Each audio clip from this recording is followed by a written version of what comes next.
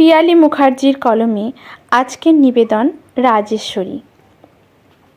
ঘুঘু পাখি এক অদ্ভুত সুরে রোজ ডাকে একই সময়ে বারান্দার রেলিংয়ে। ভোর সকালে কিন্তু কাকে ডাকে কি বলে জানি না, তবে ভালো লাগে। এই কি সেই শিশু পাখি জন্মেছিল ঝোলানো টবে, 9 o'clock গাছ বিছানায়, গলায় ছিট ছিট পালক ঢাকা শরীর, চঞ্চল চোখ দুটি, শুধু কাউকে খোঁজে আর ডেকে চলে।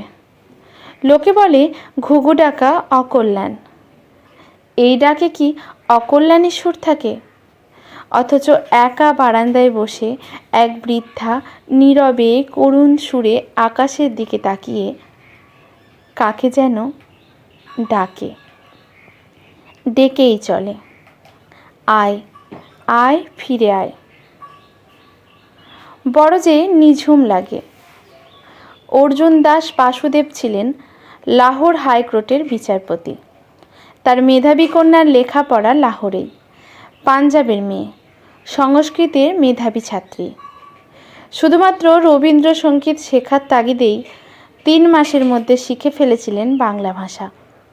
সেকালে মেয়েদের গান শেখার পরিবেশ সহজ ছিল না। স্নাতক হওয়ার পর মেধাবী রাজেশ্বরী একরকম জোর করেই শান্তিনিকেতনে চলে আসেন সঙ্গীত শিক্ষার জন্য। সেটা ছিল 1938 সাল। 1938 থেকে 1942 সাল পর্যন্ত 4 বছরের শিক্ষাক্রমে উচ্চাঙ্গ সঙ্গীত, রবীন্দ্রসঙ্গীত শেখেন শান্তিদেব ঘোষ, শৈলজা রঞ্জন মজুমদার, ইন্দুলেখা ঘোষ, অমিতা সেন প্রমুখের কাছে। স্বয়ং রবীন্দ্রনাথের কাছে তালিমের সঙ্গে পেয়েছেন তার স্নেহ, ভালোবাসা, আশীর্বাদ। অবাঙালি কন্যাটির প্রতিভা ও সুকণ্ঠ নিয়ে রবীন্দ্রনাথের অগাধ আস্থা ছিল। অন্দরমহলে তিনি আক্ষেপ করতেন, শারীরিক অসমর্থতার জন্য একে আমার শিখিয়ে যাওয়া হলো না। তিনি রাজেশ্বরী বাসুদেব দত্ত, এক ব্যতিক্রমী রবীন্দ্রসঙ্গীত শিল্পী। সাহিত্য সংস্কৃতি বিষয়েও উল্লেখযোগ্য কাজ করেছেন, অথচ প্রায় অনালোচিত। রাজেশ্বরী 4 বছর বয়সে গান গাওয়া শুরু করেছেন। প্রথম পাবলিক পারফরমেন্স করেন বেশ অল্প বয়সে। গেয়েছেন ক্লাসিক্যাল, ঠুংরি ও রাগঘেঁষা গান, কোনো গুরুর কাছে না শিখেই। গ্র্যাজুয়েট হওয়ার পরে শান্তিনিকেতনে গেলেন একটা স্কলারশিপ পেয়ে। রবীন্দ্রসঙ্গীতের সুরের অপরূপ ভঙ্গিতে অবাঙালি রাজেশ্বরী বাসুদেব তখন সম্মোহিত। গানের রসগ্রহণের দুর্বার আকর্ষণে শান্তিনিকেতনে যাওয়ার প্রথম 3 মাসে শিখে ফেলেছিলেন বাংলা ভাষা। রবিলিপিকর সুধীর চন্দ্র কর লিখেছেন, উদয়নের একতলার সামনের চাতালে দক্ষিণ পশ্চিম কোণে বসে গান শেখাচ্ছেন সঙ্গীত ভবনের ছাত্রী রাজেশ্বরী দেবীকে। গেয়েই চলেছেন, কণ্ঠে আকুলতা কুল মানছে না। পুরনো গান আমার পরাণে লয়ে কখনো গাইতেন বড় বেদনার মতো। সে সময় শান্তিনিকেতনের বিভিন্ন নৃত্যনাট্যে গানে অংশগ্রহণ নিয়েছিলেন রাজেশ্বরী। প্রথম রেকর্ডও শান্তিনিকেতনের বাসকালেই 1941-এ। বর্ষামঙ্গলের জন্য 1939-এ কবির লেখা আজি তোমায় আবার ও বাদল দিনের প্রথম কদম ফুল গেয়েছিলেন। শান্তিনিকেতনের পর রাজেশ্বরী কলকাতায় গিরিজা শঙ্কর চক্রবর্তী, যামিনী গঙ্গোপাধ্যায়, রমেশচন্দ্র বন্দ্যোপাধ্যায়ের কাছে উচ্চাঙ্গ সঙ্গীতের তালিম নিলেও রেকর্ডে গেয়েছেন রবীন্দ্রসঙ্গীতই। বেশিরভাগ রেকর্ডই ছিল হিন্দুস্তানে।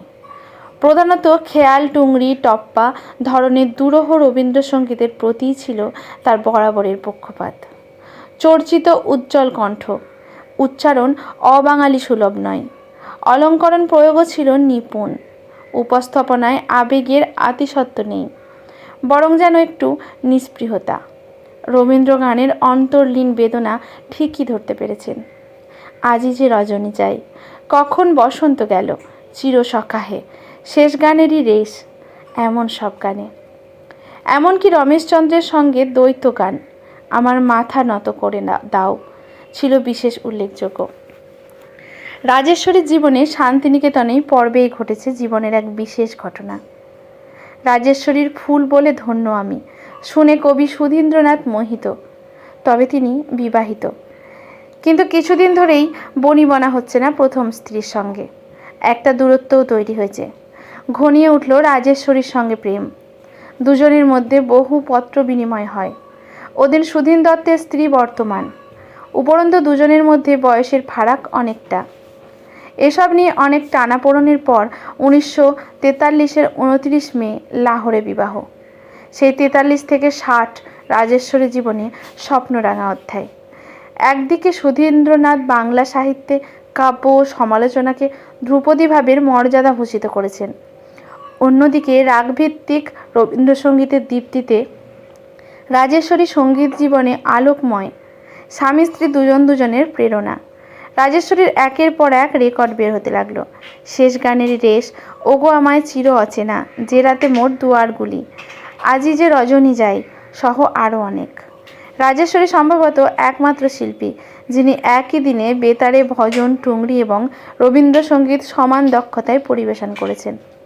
নিজের মুখেই অবশ্য বলেছেন, ক্লাসিক্যাল গানের প্রতি আমার ভালোবাসা গভীর, একথা সত্যি হলেও রবীন্দ্রসঙ্গীত আমার মনের আকাশকে এমন এক বিচিত্র আবেগে রাঙিয়ে তুলেছিল যে এই গানের জন্য আমি আলাদা ধরনের আকর্ষণ অনুভব করতাম।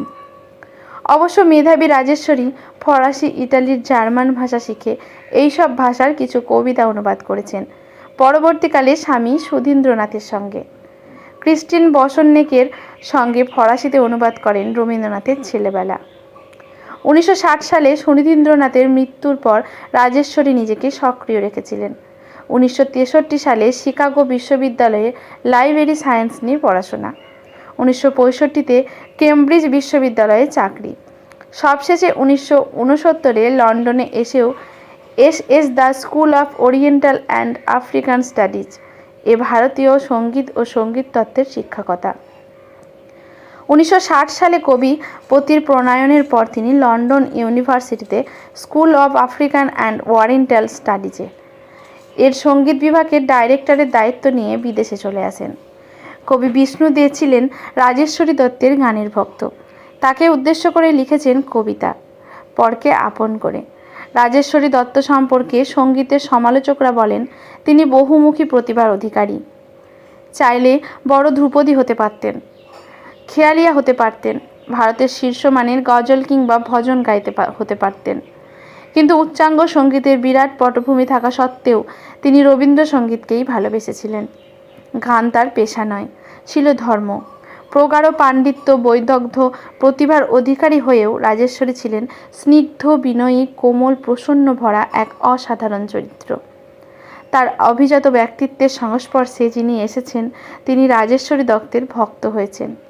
কিন্তু সুক্ত অল্পস্থায়ী। সুধীন্দ্রনাথের আকস্মিক মৃত্যু হল 1960-এর 25 জুন। রাজেশ্বরী তখন মাত্র 42। জীবনের ধারাটি আবার বদলে গেল তার। ভারতের পশ্চিম প্রান্তের যে কন্যাটি সুরের টানে এসেছিলেন শান্তিনিকেতনে, নীড় বেঁধেছিলেন কলকাতায়, যার সুরে মুগ্ধ বিষ্ণু দে লিখেছিলেন পরকে আপন করে, সেই রাজেশ্বরী তখন সংকটে জর্জরিত। সমস্যা শুধু আত্মিক নয়, আর্থিকও। থেমে গেল গানের চর্চা। 1961-তে রবীন্দ্র জন্ম শতবর্ষ উপলক্ষে ন্যাশনাল টেগর সেন্টেন্সি কমিটি আহ্বানে লন্ডনে আমন্ত্রিত হলেন তিনি। গাইলেন গান লন্ডন, সরবোন, তারপর রোম আর বন শহরে। এই বছরই যোগ দিলেন কংগ্রেস ফর কালচারাল ফ্রিডম প্যারিসে। ভারতীয় সঙ্গীত বিষয়ে বক্তৃতা দিলেন সরবোনের প্রাচ্য সঙ্গীতবিদ্যার কেন্দ্রে। ক্রিস্টিন বসনেকের সঙ্গে অনুবাদ করতে শুরু করলেন রবীন্দ্রনাথের ছেলেবেলা, যা 1964 সালে প্রকাশিত হয় গালিমার থেকে। 1962 সালে যোগ দিলেন শিকাগো বিশ্ববিদ্যালয়ের সঙ্গীত বিভাগে। প্রথম বছর তার পড়ানোর বিষয় ছিল ragas and raginis of the music of Indian. পেলেন লাইব্রেরি সায়েন্স পড়ার জন্য স্কলারশিপ। কিন্তু এত কিছুর পরেও হাহাকার ছিল তার কলকাতার জন্য। 1962 থেকে 1965 রাজেশ্বরী শিক্ষকতা করলেন শিকাগো বিশ্ববিদ্যালয়ে। 1975-এ স্টাডি লিভ নিয়ে এলেন ভারতে। 1976 সালে ক্ষেত্র সমীক্ষার জন্য বারাণসীতে গিয়ে অসুস্থ হয়ে ফিরে এলেন কলকাতায়।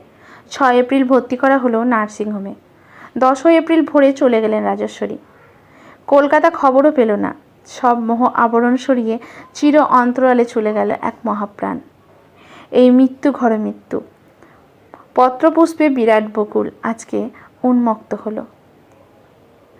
আজকের গল্পটি এখানেই সমাপ্ত। ভালো লাগলে লাইক, শেয়ার, কমেন্ট করে পাশে থাকবেন।